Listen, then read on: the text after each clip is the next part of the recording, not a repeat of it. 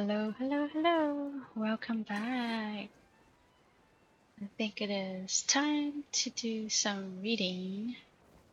Here we go. Here's A Drunkard's Tale 4. She will sit right here. Look, Jean. Okay. Drunkard's Tale 4. One of many drinking tales popularly told in Mondstadt. This wolf told a tale of wine and wolf to a drunken man of Mondstadt. Read. Legend has it that the first wine of Mondstadt was brewed in the age when the north wind howled, in the age when the kings of ice and frost fought for dominion.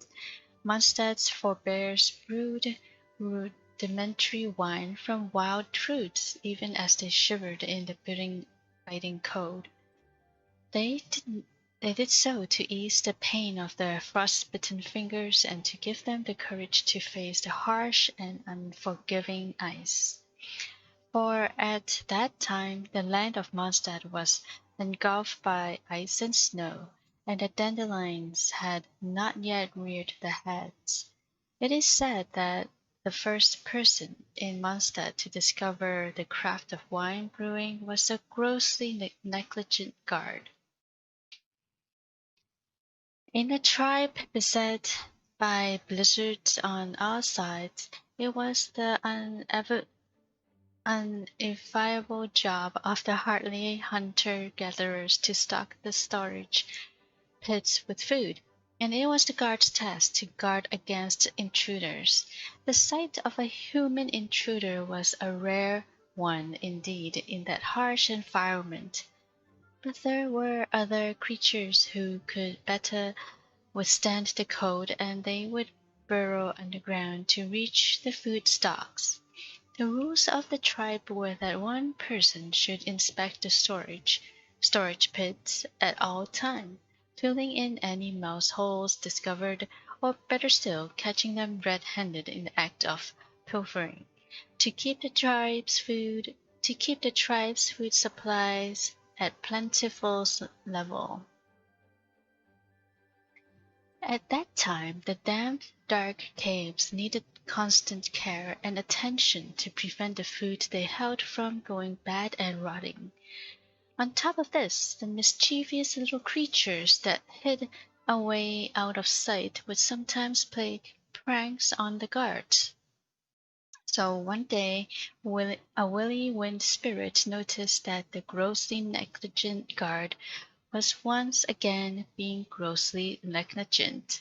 So the spirit took the form of a fox and crept into a pile of wild apples.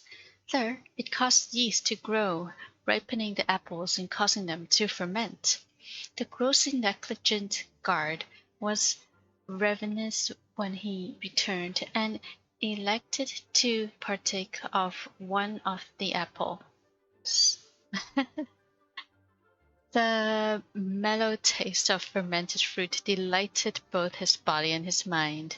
Immediately he took animal hide and squeezed the juice from the apples, creating wine. Apple wine. Yep.